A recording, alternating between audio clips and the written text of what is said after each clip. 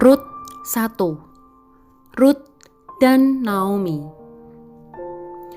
Pada zaman para hakim memerintah, ada kelaparan di tanah Israel. Lalu pergilah seorang dari Betlehem Yehuda beserta istrinya dan kedua anaknya laki-laki ke daerah Moab untuk menetap di sana sebagai orang asing. Nama orang itu ialah Elimelek, nama istrinya Naomi, dan nama kedua anaknya Mahlon dan Kilion. Semuanya orang-orang Efrata dari Betlehem Yehuda. Dan setelah sampai ke daerah Moab, diamlah mereka di sana. Kemudian matilah Elimelek, suami Naomi, sehingga perempuan itu tertinggal dengan kedua anaknya. Keduanya mengambil perempuan Moab, yang pertama bernama Orpa, yang kedua bernama Rut, dan mereka diam di situ kira-kira 10 tahun lamanya. Lalu matilah juga keduanya, yakni Mahlon dan Kilion, sehingga perempuan itu kehilangan kedua anaknya dan suaminya. Kemudian berkemaslah ia dengan kedua menantunya, dan ia pulang dari daerah Moab, sebab di daerah Moab ia mendengar bahwa Tuhan telah memperhatikan umatnya dan memberikan makanan kepada mereka. Maka berangkatlah ia dari tempat tinggalnya itu bersama-sama dengan kedua menantunya. Ketika mereka sedang di jalan untuk pulang ke tanah Yehuda, berkatalah Naomi kepada kedua menantunya itu, "Pergilah, pulanglah masing-masing ke rumah ibunya. Tuhan kiranya menunjukkan kasih-Nya kepadamu, seperti yang kamu tunjukkan kepada orang-orang yang telah mati itu dan kepadaku. Kiranya atas karunia Tuhan, kamu mendapat tempat perlindungan masing-masing di rumah suaminya." Lalu diciumnyalah mereka, tetapi mereka menangis dengan suara keras dan berkata kepadanya, "Tidak, kami ikut dengan engkau pulang kepada bangsamu." Tetapi Naomi berkata, "Pulanglah anak-anakku, mengapakah kamu turut dengan aku? Bukankah tidak akan ada lagi anak laki-laki yang kulahirkan untuk dijadikan suamimu nanti? Pulanglah anak-anakku, pergilah, sebab sudah terlalu tua aku untuk bersuami. Seandainya pikirku, ada harapan bagiku, dan sekalipun malam ini aku bersuami, bahkan sekalipun aku masih melahirkan anak laki-laki, masakan kamu menanti sampai mereka dewasa? Masakan karena itu kamu harus menahan diri dan tidak bersuami? Janganlah kiranya demikian anak-anakku. Bukankah jauh lebih pahit yang aku alami daripada kamu? Sebab tangan Tuhan teracung terhadap aku." Menangis pula mereka dengan suara keras. Lalu Orpa mencium mertuanya itu minta diri, tetapi Rut tetap berpaut padanya. Berkatalah Naomi, "Telah pulang iparmu kepada bangsanya dan kepada para allahnya. Pulanglah mengikuti iparmu itu." Tetapi kata Rut, "Janganlah desak aku meninggalkan engkau dan pulang dengan tidak mengikuti engkau. Sebab kemana engkau pergi, ke situ jugalah aku pergi. Dan di mana engkau bermalam, di situ jugalah aku bermalam. Bangsamulah bangsaku, dan Allahmulah Allahku. Di mana engkau mati, aku pun mati di sana, dan di sanalah aku dikuburkan. Beginilah kiranya Tuhan menghukum aku, bahkan lebih lagi daripada itu, jikalau sesuatu apapun memisahkan aku dari engkau, selain daripada maut." Ketika Naomi melihat bahwa Rut berkeras untuk ikut bersama-sama dengan dia, berhentilah ia berkata-kata kepadanya. Dan berjalanlah keduanya sampai mereka tiba di Betlehem.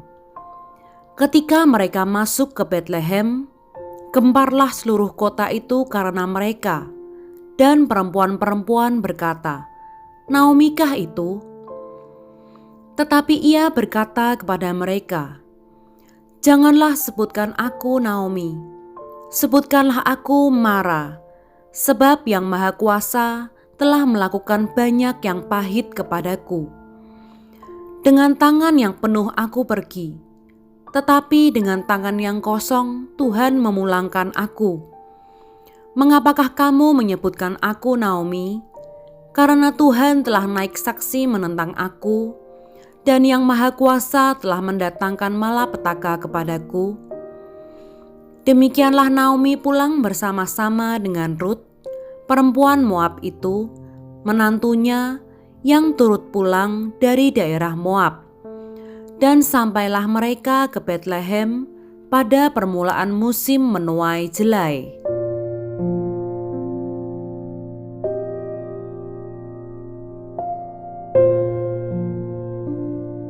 Rut 2. Rut bertemu dengan Boas.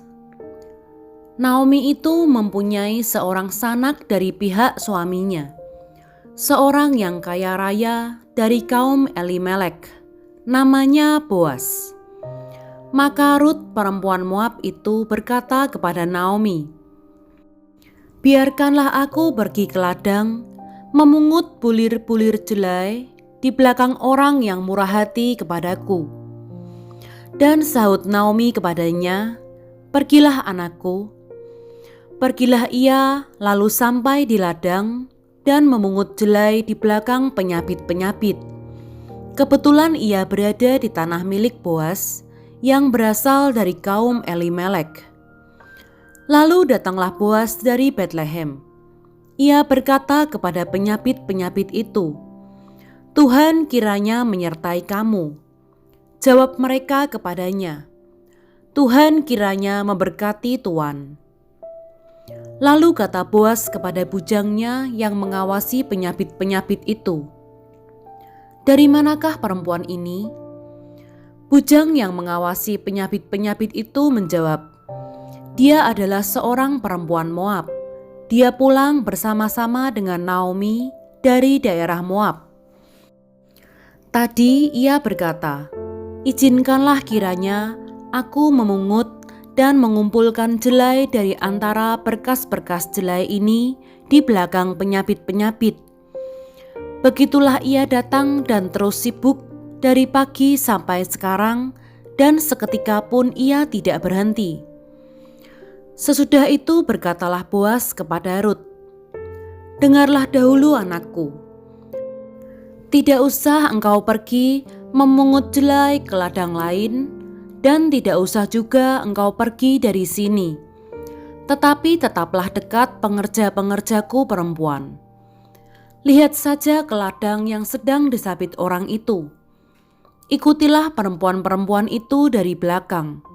Sebab aku telah memesankan kepada pengerja-pengerja lelaki, jangan mengganggu engkau.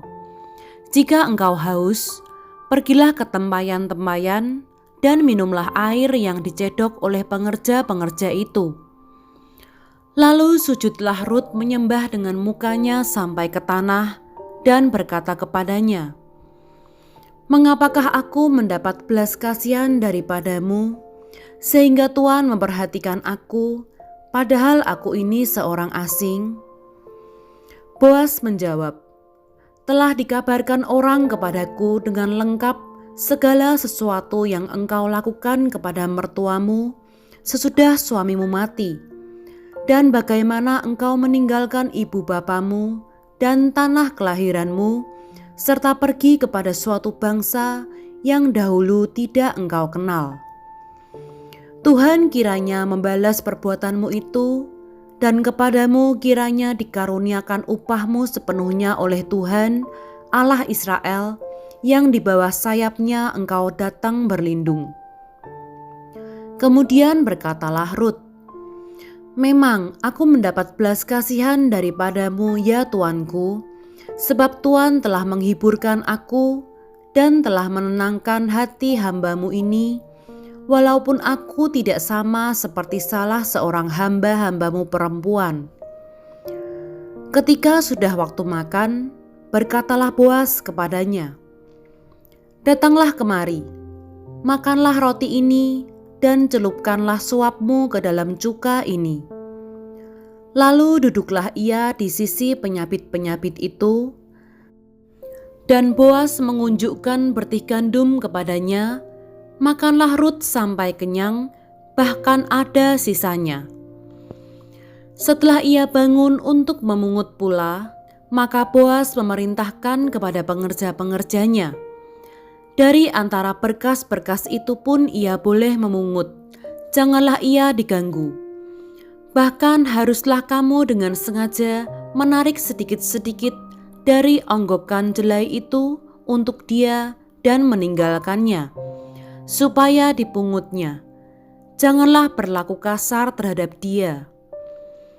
Maka ia memungut di ladang sampai petang, lalu ia mengirik yang dipungutnya itu, dan ada kira-kira seeva jelai banyaknya. Diangkatnyalah itu, lalu masuklah ia ke kota.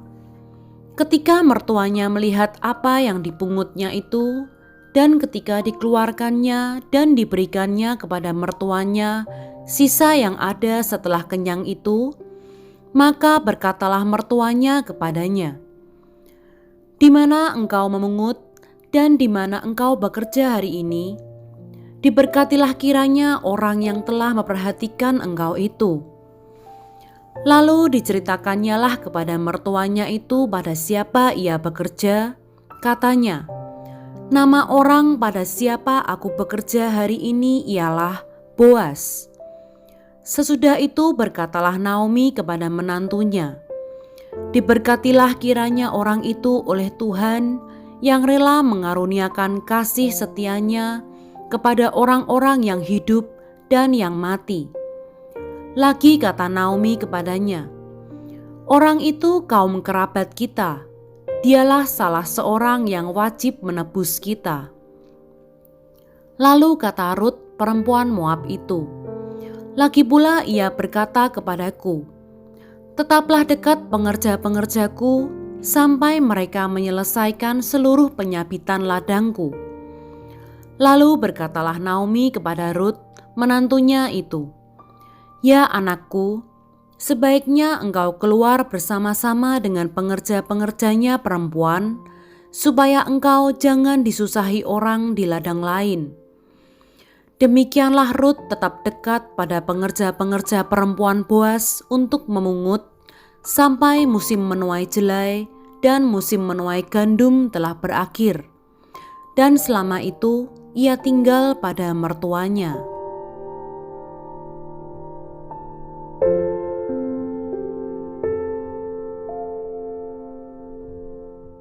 Rut 3.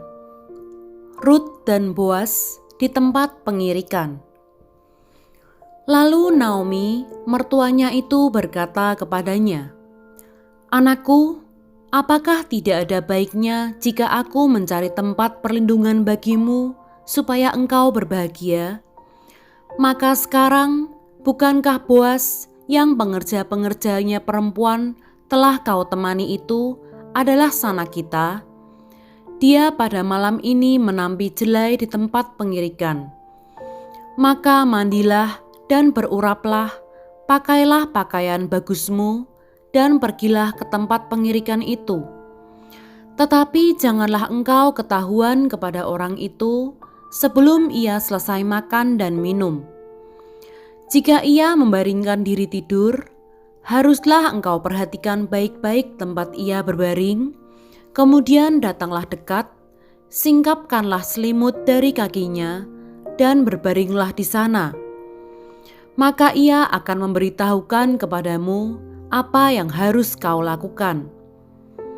Lalu kata Rut kepadanya, "Segala yang engkau katakan itu akan kulakukan."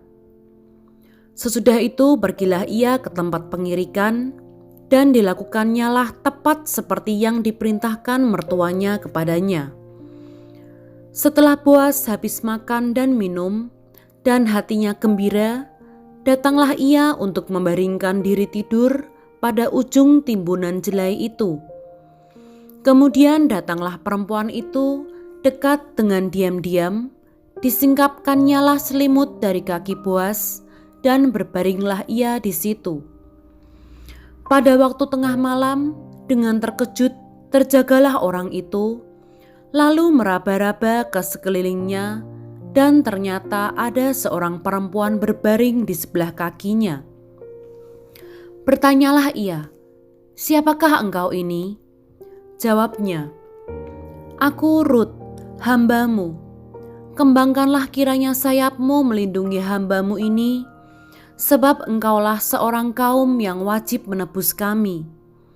Lalu katanya, "Diberkatilah kiranya engkau oleh Tuhan ya anakku.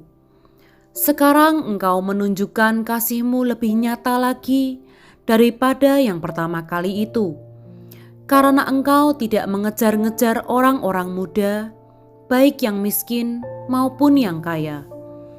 Oleh sebab itu anakku, janganlah takut.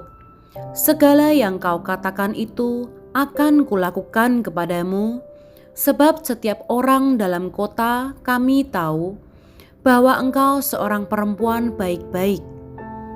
Maka sekarang memang aku seorang kaum yang wajib menebus, tetapi walaupun demikian masih ada lagi seorang penebus yang lebih dekat daripadaku. Tinggallah di sini malam ini, dan besok pagi jika ia mau menebus engkau, baik, biarlah ia menebus. Tetapi jika ia tidak suka menebus engkau, maka akulah yang akan menebus engkau demi Tuhan yang hidup. Berbaring sajalah tidur sampai pagi." Jadi berbaringlah ia tidur di sebelah kakinya sampai pagi, lalu bangunlah ia, sebelum orang dapat kenal mengenal, sebab kata Boas, "Janganlah diketahui orang bahwa seorang perempuan datang ke tempat pengirikan." Lagi katanya, "Berikanlah selendang yang engkau pakai itu, dan tadahkanlah itu." Lalu ditadahkannya selendang itu. Kemudian ditakarnyalah 6 takar jelai ke dalam selendang itu. Sesudah itu pergilah Boas ke kota. Setelah perempuan itu sampai kepada mertuanya, berkatalah mertuanya itu, "Bagaimana anakku?" Lalu diceritakannya semua yang dilakukan orang itu kepadanya, serta berkata, "Yang 6 takar jelai ini diberikannya kepadaku, sebab katanya, engkau tidak boleh pulang kepada mertuamu dengan tangan hampa." Lalu kata mertuanya itu, "Duduk sajalah menanti anakku, sampai engkau mengetahui bagaimana kesudahan perkara itu. Sebab orang itu tidak akan berhenti sebelum diselesaikannya perkara itu pada hari ini juga."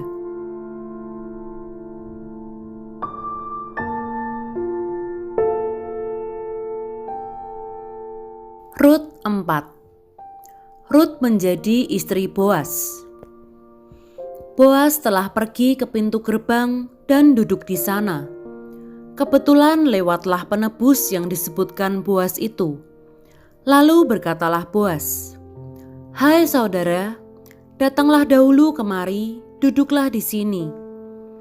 Maka datanglah ia lalu duduk. Kemudian dipilihnyalah 10 orang dari para tua-tua kota itu dan berkata, "Duduklah kamu di sini." Maka duduklah mereka. Lalu berkatalah ia kepada penebus itu, "Tanah milik kepunyaan saudara kita Elimelek hendak dijual oleh Naomi yang telah pulang dari daerah Moab. Jadi pikirku, baik juga hal itu kusampaikan kepadamu sebagai berikut. Belilah tanah itu di depan orang-orang yang duduk di sini dan di depan para tua-tua bangsa kita. Jika engkau mau menebusnya, tebuslah. Tetapi jika engkau tidak mau menebusnya, beritahukanlah kepadaku supaya aku tahu. Sebab tidak ada orang yang dapat menebusnya kecuali engkau, dan sesudah engkau, aku." Lalu berkatalah ia, "Aku akan menebusnya."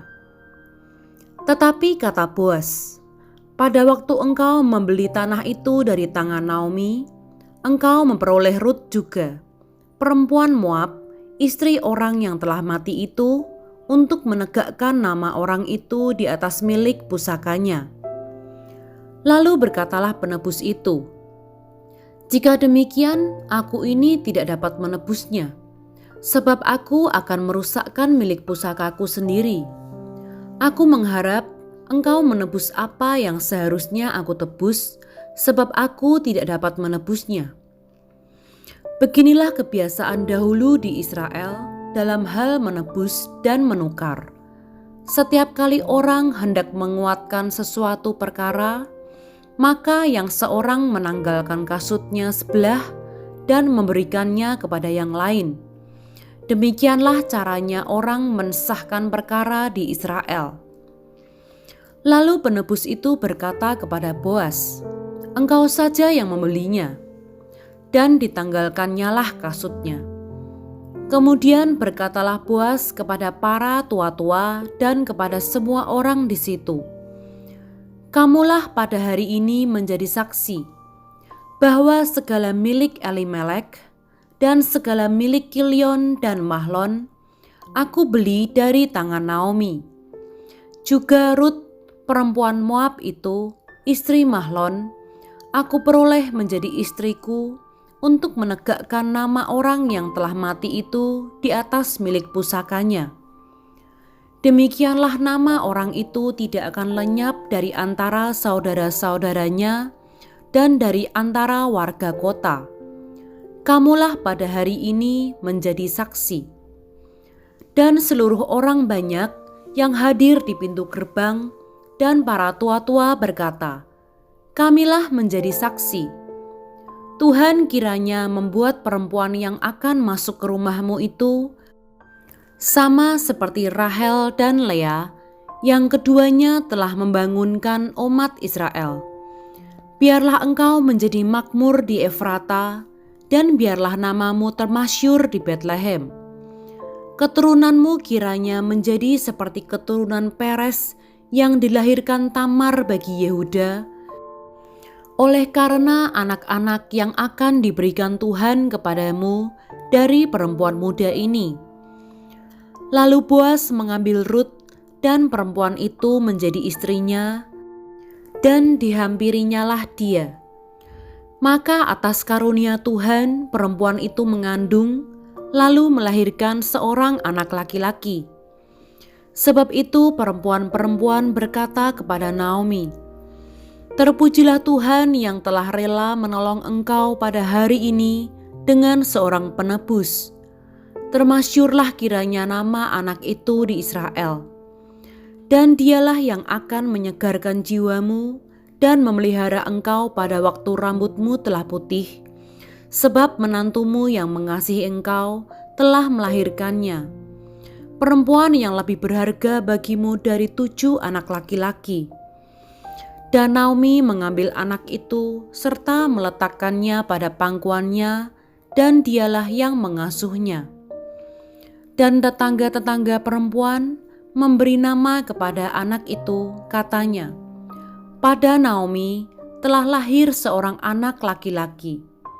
Lalu mereka menyebutkan namanya Obed. Dialah ayah Isai, ayah Daud. Silsilah Daud. Inilah keturunan Peres. Peres memeranakan Hezron. Hezron memperanakan Ram, Ram memperanakan Aminadab, Aminadab memperanakan Nahason, Nahason memperanakan Salmon, Salmon memperanakan Boas, Boas memperanakan Obed, Obed memperanakan Isai, dan Isai memperanakan Daud.